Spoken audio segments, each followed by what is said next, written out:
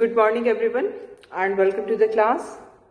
We have started the revision of the chapter International Organizations, and in this chapter we are discussing about the United Nations Organization, and we have seen how this United Nations came into existence and its principal organs, and we have also seen that some reforms are required in the UN, because what we find that this UN was established after the end of the Second World War. It came into existence, and it represents the political realities of that time only.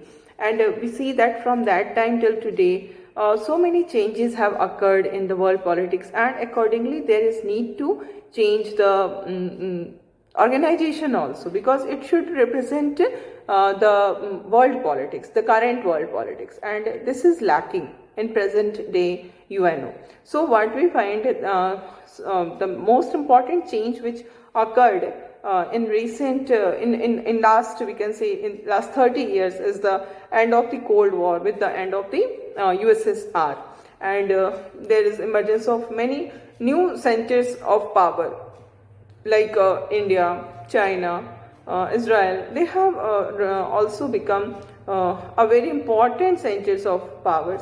So keeping in mind all these changes, there is need to change the UN also. And whenever we talk of change in the UN, we talk of two types of reforms in the UN. The first is regarding the structure and process of the UN, and the second is regarding the jurisdiction of the UN. And now whenever we talk of change in the structure and process of the UN, actually we are concerned with the Security Council only, because that is the most powerful body of the UN, and not only it's powerful, but there is a lack of democratic representation in that organ also. So whenever we talk of reform of the UN, it is about reforming the Security Council. And jurisdiction के regarding जो reform की बात होती है वो ये है कि there are some who are of the opinion that the organization should be given more power in order to maintain और bring peace and security in the world politics.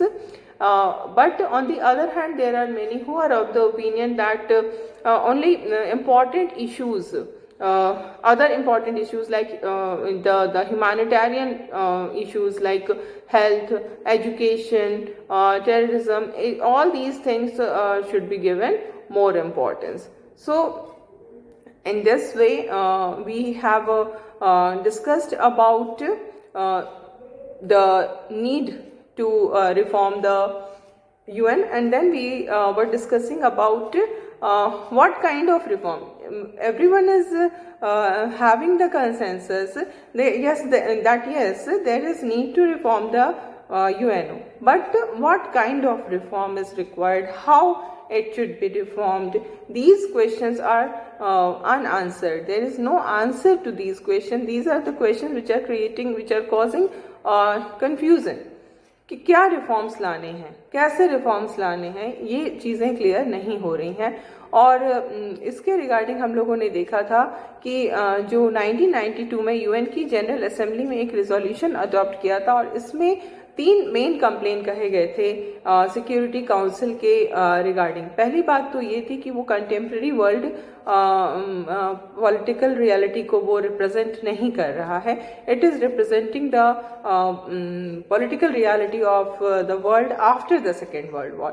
Then second ये था कि it's decision only reflect the western values and interest, and these are dominated by a few powers, because there is dominance of Western power in the Security Council's structure, and then it lacks equitable representation. There is no equitable representation of different countries in the Security Council. So there is a need to reform the UNO, especially the Security Council. And in this regard, we have seen that there is a growing demand for this restructure.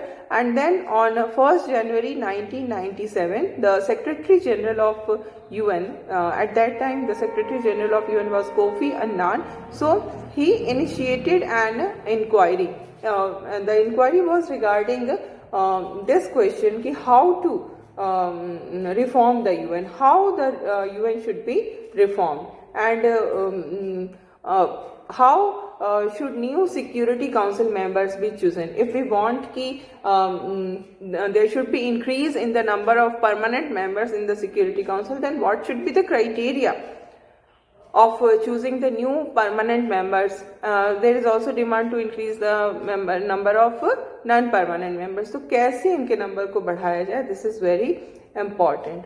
Okay, so we see that they have put some criteria कि if any new member is to be added to the Security Council, then what should be the criteria, minimum criteria for that country? Like the first is the country should be a major economic power, then it should be a major military power also, then it should be a substantial contributor to UN budget, and it should be a big nation in terms of its population also. And not only this, the country should be democratic and it must respect human rights. Then only we can think of its permanent membership in the United Nations.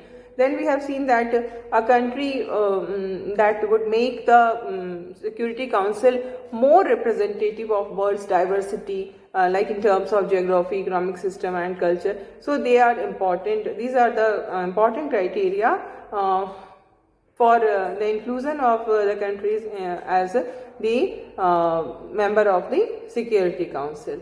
But if we analyze all these criteria, what we find that these criteria are full of lacuna.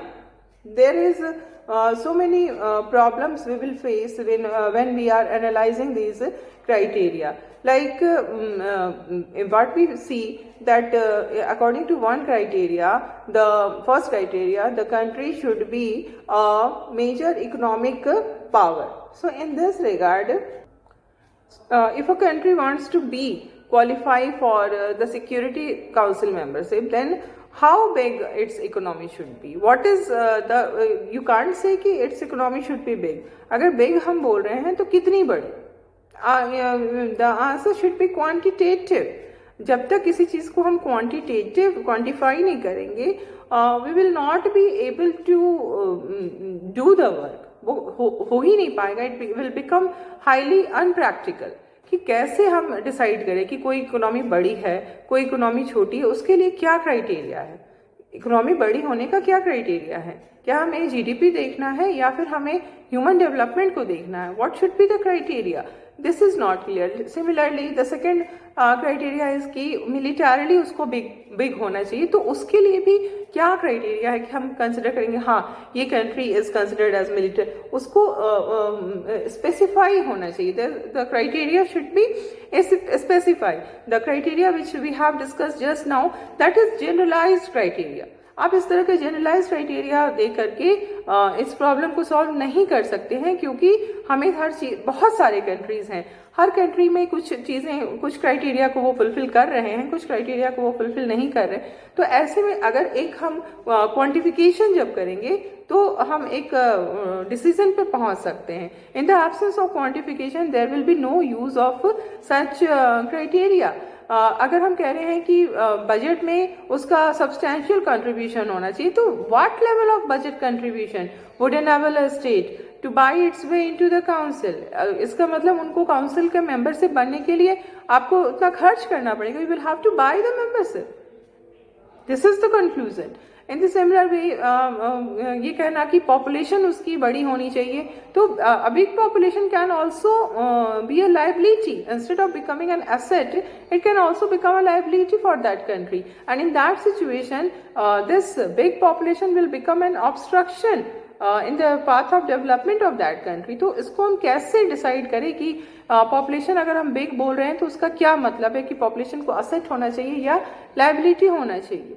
So these are the problems which are associated with this criteria. Then the another criteria कि हमें democracy को respect करना चाहिए, human rights को respect करना चाहिए। तो इस तरह में बहुत सारे कंट्रीज हैं जहाँ पर कि डेमोक्रेसी और ह्यूमन राइट्स जो है उसकी बहुत ज़्यादा रिस्पेक्ट होती है।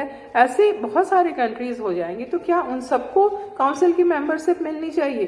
तो ये चीज़ें जो है वो बिल्कुल भी क्लियर नहीं है। इस क्राइटेरिया को हम इसमें काफ़ी सारी प्रॉब्लम्स जुड़ी हुई हैं। इसी तरह से जो लास्ट हमारा पॉइंट था क्राइटेरिया में, वो क्या कहता है कि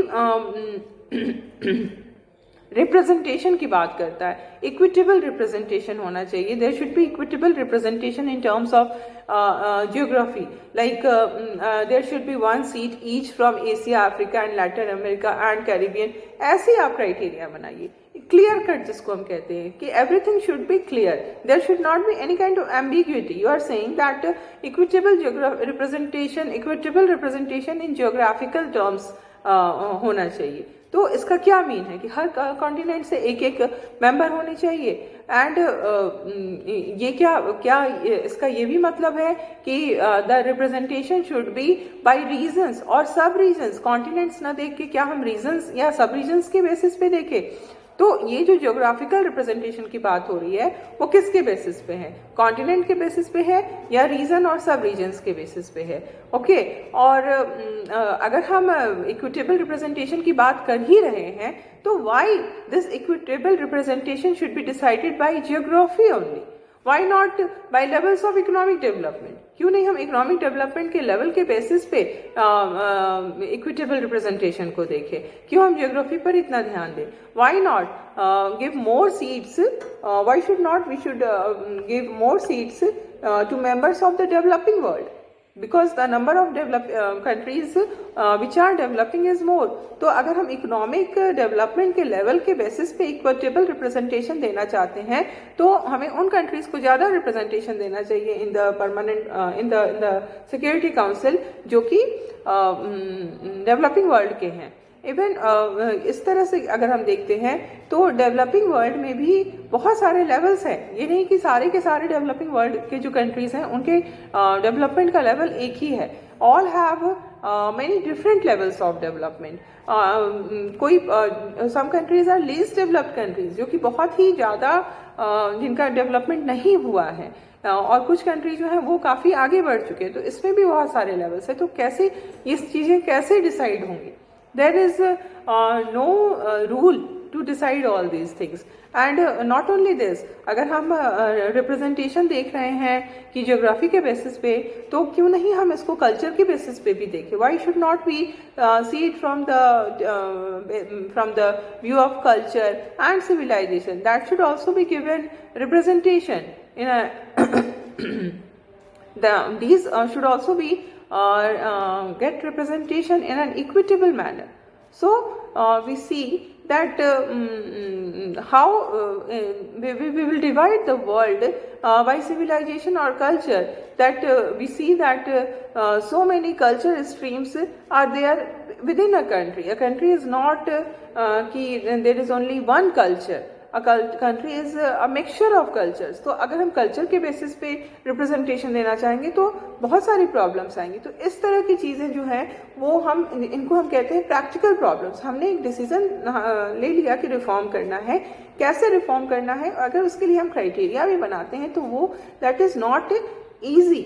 उसमें हमें बहुत सारे ऑब्स्टैकल्स देखने को मिलते हैं। ओके। सो इसके अलावा एक रिलेटेड इशू भी है जो कि मेंबरशिप के नेचर के रिगार्डिंग है। लाइक कुछ लोगों का ऐसा कहना है कि जो वीटो पावर जो दिया गया है सिक्योरिटी काउंसिल में परमानेंट मेंबर्स को, वो वीटो पावर्स जो है वो एबॉलिश होना चाहिए। दिस इज ऑल्सो एक, तो हमने देखो ये हमारा जो पहला कंसर्न है regarding reform of the UN, ये है कि increasing the number of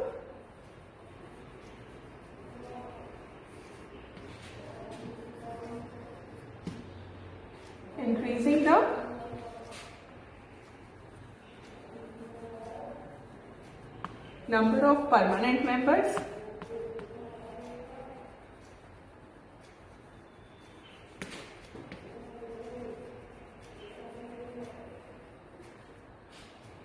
in the Security Council.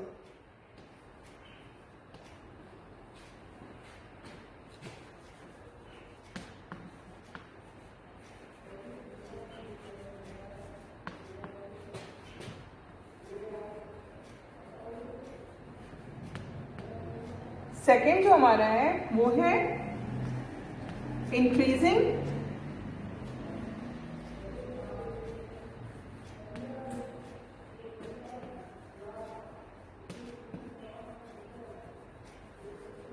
The number of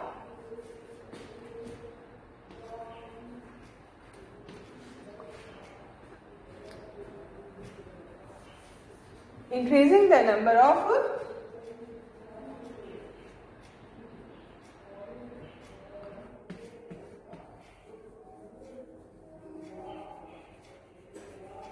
non-permanent members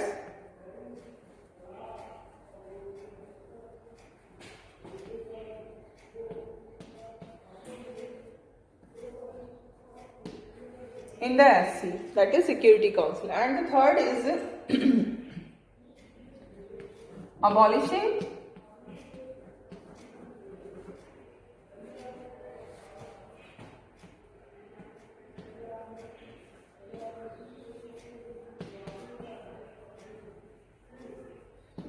veto power.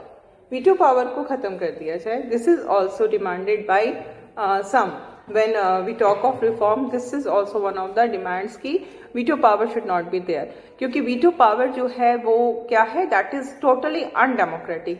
It is completely against the concept of democracy. Democracy is based on equality. Everyone should have equal rights, equal status. But this veto is giving very special status to the permanent members of the Security Council. तो ये बात होती है कि अगर हम equality की बात देखें, हर कंट्री जो है वो इक्वल है और इस कारण से वीटो जो है वो रेलिवेंट नहीं है, वीटो को हटा दिया जाना चाहिए. But this is not that we must justify why this veto power was given. क्यों वीटो पावर आया ही, क्यों परमानेंट मेंबर्स को वीटो पावर दिया गया, उसके पीछे क्या रीजन था. सो व्हाट वी फाइंड कि ये जो 5 परमानेंट मेंबर्स हैं उनको जो यूएन का चार्टर है वो एक प्रिविलेज्ड पोजीशन देता है और वो प्रिविलेज्ड पोजीशन है कि they can use the veto power. इसका मतलब ये है कि अगर कोई एक ऐसा रेजोल्यूशन पास हो रहा है जिसको कि सबने पास कर दिया है, सारे नॉन परमानेंट मेंबर्स ने हाँ कहा है, सारे परमानेंट मेंबर्स भी उसको यस कह रहे हैं, लेकिन एक सिंगल परमानेंट मेंबर अगर उसको नहीं चाहता है तो वो पास नहीं होगा. This is called the power to say no. ये निषेध का अधिकार होता है, नहीं कहने का अधिकार होता है कि कोई भी जो रिजोल्यूशन पास हो रहा है उसको एक सिंगल जो परमानेंट मेंबर है वो उसको रोक सकता है पास होने से. तो ये एक बहुत ही स्पेशल पावर जो है वो दिया गया है इन परमानेंट मेंबर्स को. और इस तरह का जो दिया गया उसके पीछे क्या रीजन था, what was the reason behind giving this privileged position to these 5 powers of the world. उसके पीछे रीजन ये था कि जो यूएन को बनाने वाले लोग थे, they wanted peace and stability in the world. Second world war चल रहा था. सेकेंड वर्ल्ड वॉर में बहुत सारे लॉस हुआ, loss of life, loss of property, everything was there. तो अब जो वर्ल्ड थी वो समझ चुकी थी कि हमें पीस चाहिए और पीस लाने के लिए ही ये जो किया गया, वीटो का पावर जो दिया गया वो पीस लाने के लिए ही दिया गया. बिकॉज वी सी दैट अगर नॉन परमानेंट मेंबर्स को देखें तो they are elected for 2 years, है ना. एक टाइम में वो 2 years के लिए इलेक्ट होते हैं और 2 years के बाद क्या होता है कि उनका री इलेक्शन नहीं हो सकता है तुरंत, है ना. Immediately after completing 1 term they can not be री इलेक्टेड. तो नॉन परमानेंट मेंबर्स जो हैं वो इलेक्टेड होते हैं एंड वो इस तरह से इलेक्टेड होते हैं कि वो पूरी की पूरी जो कॉन्टिनेंट है, वर्ल्ड है, उसको रिप्रेजेंट करे, है ना।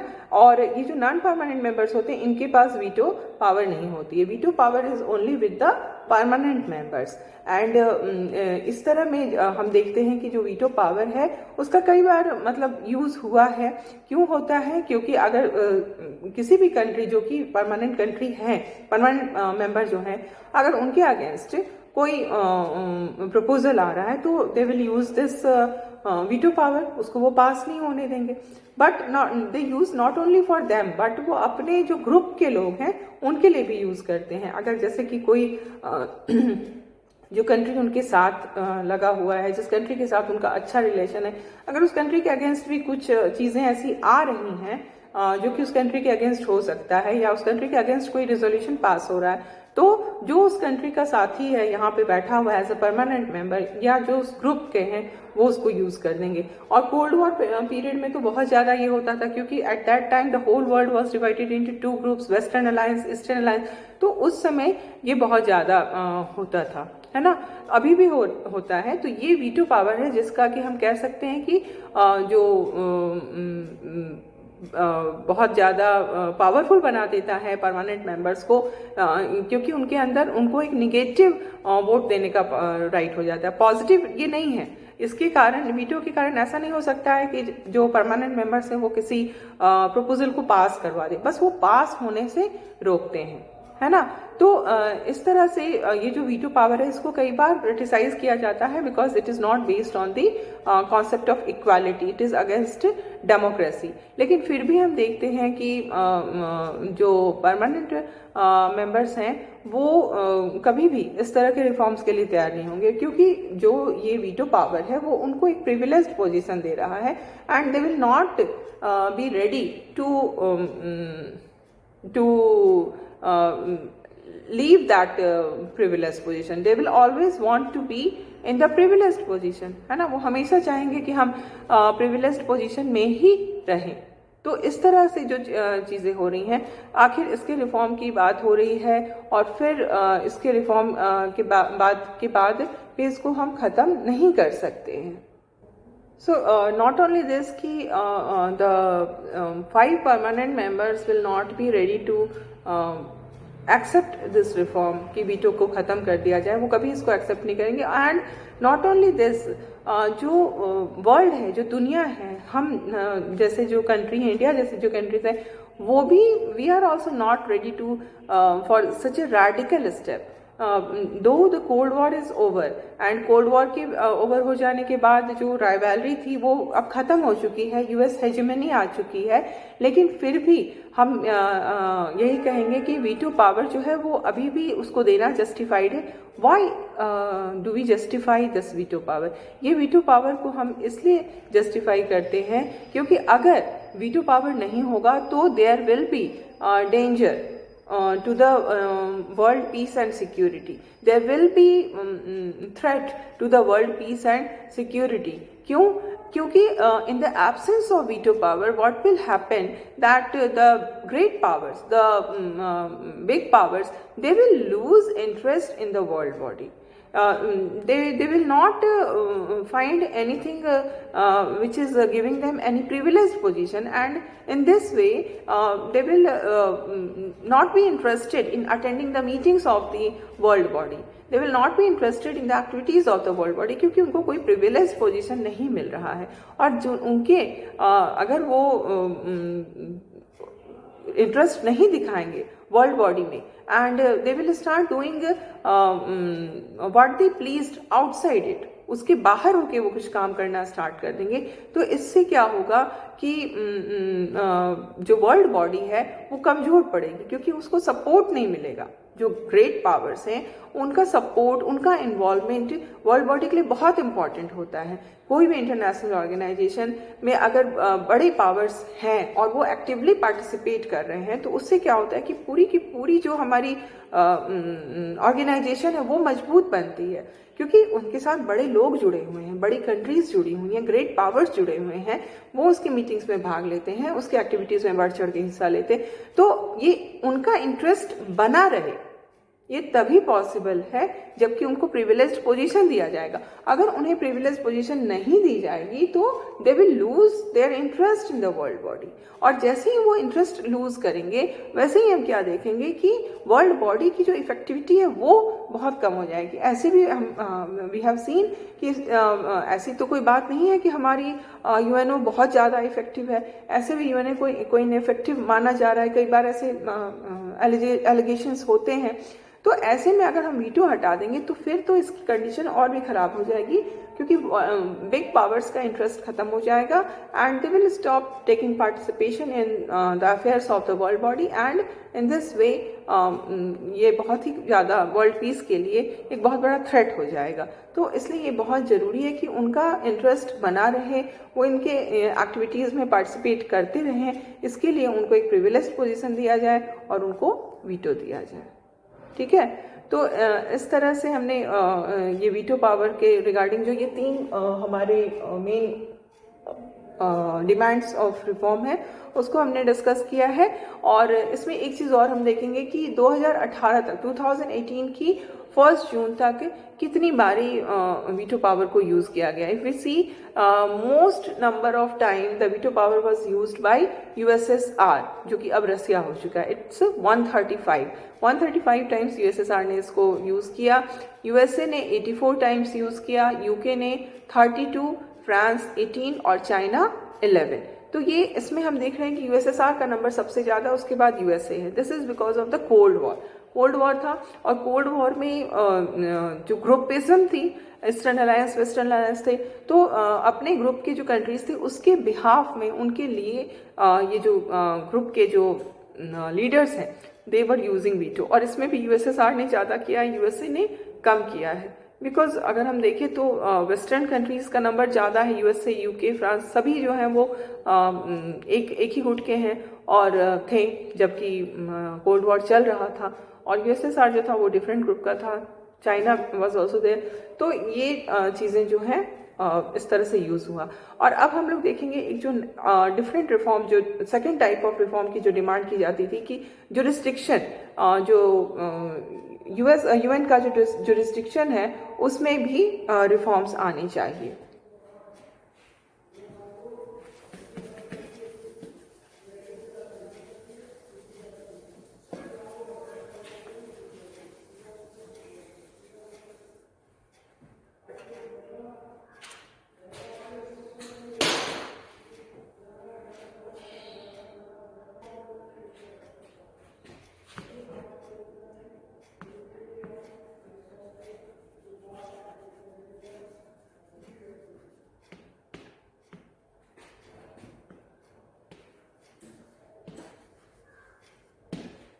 Jurisdiction of the UN.